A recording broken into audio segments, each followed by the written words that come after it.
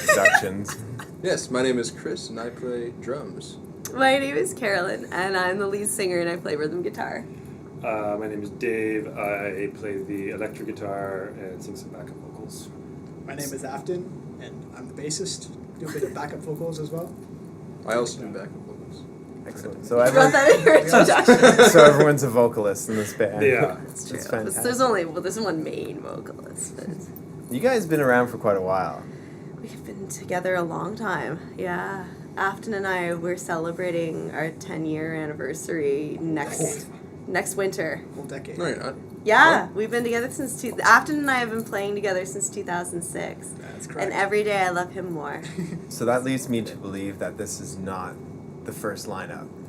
This is not, well, I was going to say, when you got a band that's been around as long as we've been around, it kind of makes sense. I mean, you're growing up, you're changing. People learn to hate each other. People learn to, no, we love each other. Well, when Afton and I started the band, I was 19 and you were... 13, 14. Oh, that makes me sound terrible, doesn't it? I was playing with all these young things. But yeah, so I think it's interesting. I think it makes sense that the lineup changed and grew because we started very young, and now the music has changed as we get older. The songwriting's obviously changed, and we got these two along the way. There was another lady in the group, though, right? There used to be two ladies, It two used other to just ladies. I was the only guy in the band at the very start. We had Carolyn, and then we had a girl guitarist. What were you guys drummer. called? We originally were called Afton's Angels, and we would pose like this around Afton. I feel bad for you, Afton. We replaced like the hot chicks like with We can still do with the dudes. pose around you and We get can like still- photos. I'm not opposed. Afton's Yeah. Angels. Yes. So when did you settle on Arms of the Girl? Pretty early on. I think we were Afton's Angels for like a year. Yeah, not even. We wanted something. I guess we were just looking for something different, something that wasn't going to be copied by other bands, and it's based off of a Shaw play called Arms and the Man, and I thought of Arms of the Girl, so that's where it came from.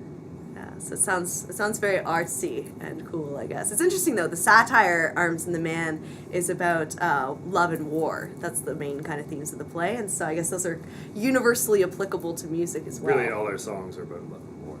Now, About conflict. Yeah.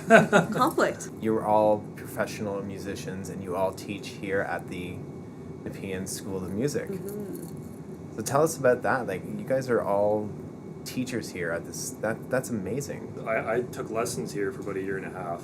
Afton and I met through the school. I met you through the school. We met through the school. Chris, we met yeah. through. Yeah, all of us were Yeah. all of us were students, and we all met each other through the school. And the band actually formed. Afton and I formed through the school. They had a band program for young musicians. I'd never been in a band before in my entire life, so Arms of the Girl has been my real only main band for so many years. But yeah, we started as students, and now we all teach here, which is pretty cool. Yeah. So tell us about, you guys released 3 EPs now at this point. So tell us about the recording process from the first one to the last one. I think I still find it as exciting to be in the studio and recording as the very first time that I walked in, but now I think we have a better understanding of the What goes on? of the process. I 'Cause think it's more of the preparation as well, kind of thing, knowing what's going to happen when you're in there and what you have to Yeah. prepare for, what you have to be ready for, kind of thing. also that you should eat healthy food when you're in the studio and not coma-inducing food like fast food. You don't eat Wendy's when you have to be in the studio for 12 Is hours. that from experience, Dave? Yeah. All right, take 5. Can't do it. Yeah, no, yeah. I think I definitely had to tell our producer one time, like, I'm going to like go for a walk or something to wake up, because you kind of learn. I made the analogy once to someone that being a musician, you almost have to think of yourself as a professional athlete in a way, in that, you know, professional athletes, they're like really regimented in taking care of their body. So just when you're talking about bringing up the eating junk food when you're going in the studio, it sounds like a silly thing, but being mentally prepared and just being taking care of yourself before you have to sit down and really focus and nail a take or nail a part, I think it's really underrated by some like younger, less experienced musicians.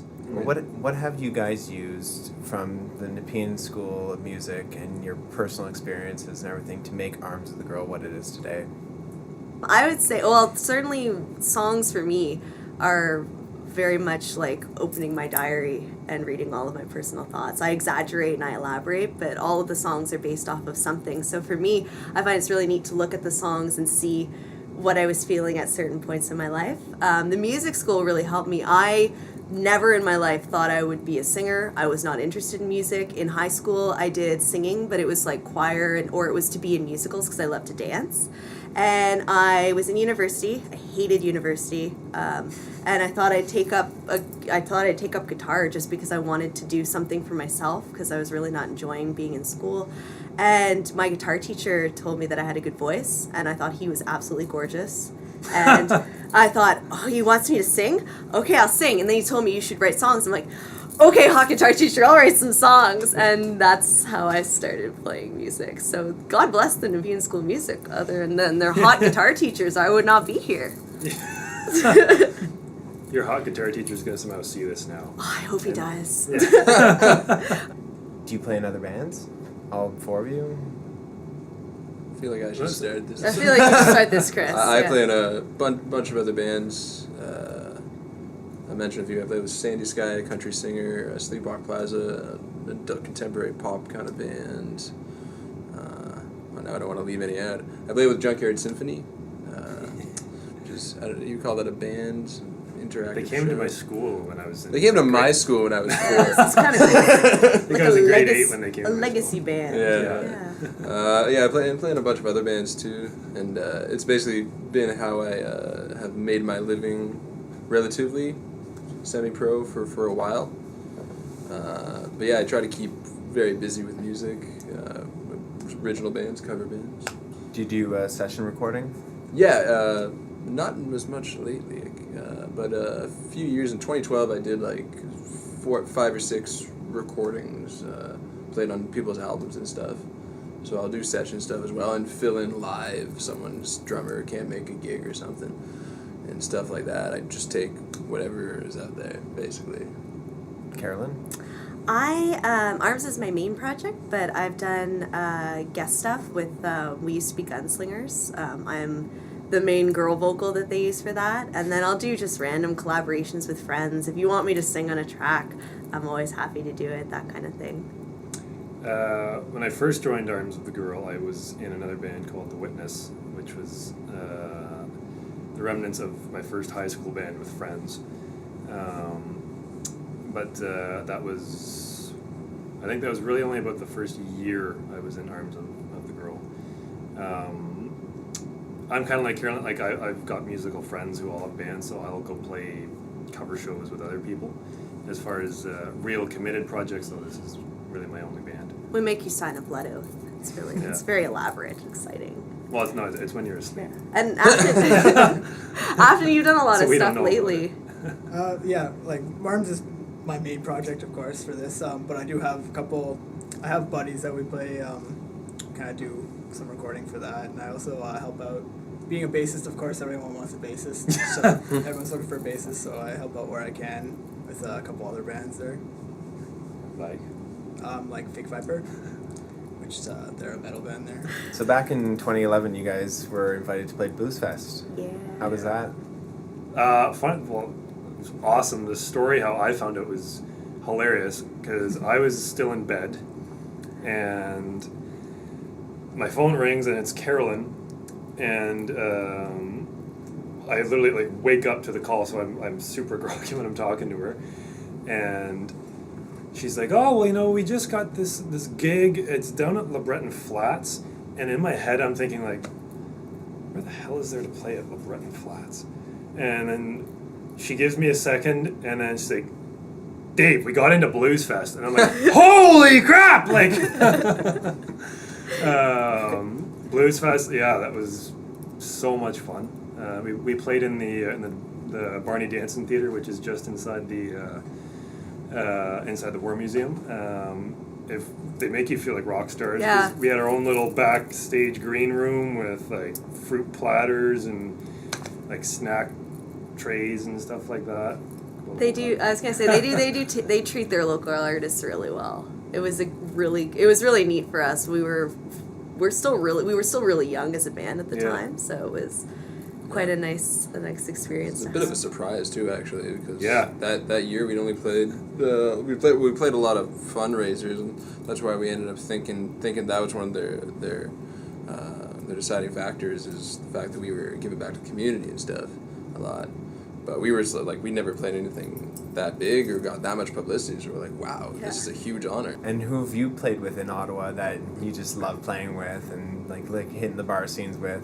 I like the Vendrettis a lot, just because they're such nice people. We had a good time with them when we played Velo Fest with you through and that was a lot of fun.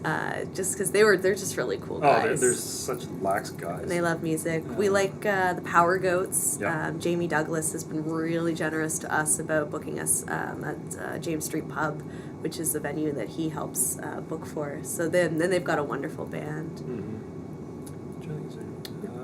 We've got our favorite Toronto friends are Paint, and we're really good. We've played, I think, four or five shows with them in Toronto, in Ottawa. So it's fun to have that kind of band relationship. We're gonna go on a mini tour with them in the spring and do like a Toronto, Ottawa, Montreal kind of 401 thing. What would you tell your fans and friends is something that they don't know or can't find about Arms of the Girl? What would you want them to know? Something they don't know. Something they don't know. Your friends and fans about this band. When we're on tour, we like to take turns making sure that we all, sleep together in beds, That can be misinterpreted in a number of ways. Sorry. Well, not the way he said, like, what, the first night, because we get the room with 2 beds, so I'm going to get the bed with Chris first night, next night I'm going to get the bed with Afton. It's beautiful. Yeah. It's touching. The band the love is spread around. Yeah, and Chris usually gets up really early and then goes for a walk and brings us back coffee. Yeah, I Wanders can't. downtown I'm a Toronto horrible at 5 in the sleeper. morning. I'm a horrible sleeper, and when it's not in my own bed. So I often, like, whenever we're playing out of town or something, I often will be up at 5 in the morning. I'm like, I'm just gonna walk around. You guys got your music online? Everyone can check it out? Oh, yeah. Check it out. We're on iTunes. We're on every, I think, digital retailer that you can find. If you go to our website, armsofthegirl.com, there's a link to our Bandcamp, which has all of the albums, our full discography. And we have lots of discography. We have lots of physical CDs still available as well for all the albums, I believe. We've got everything at shows that people can pick up. So there's lots of ways to find us. Well, thank you so much for doing this, and I can't wait to see more Arms of the Girl. Thanks, Andrew. Thanks.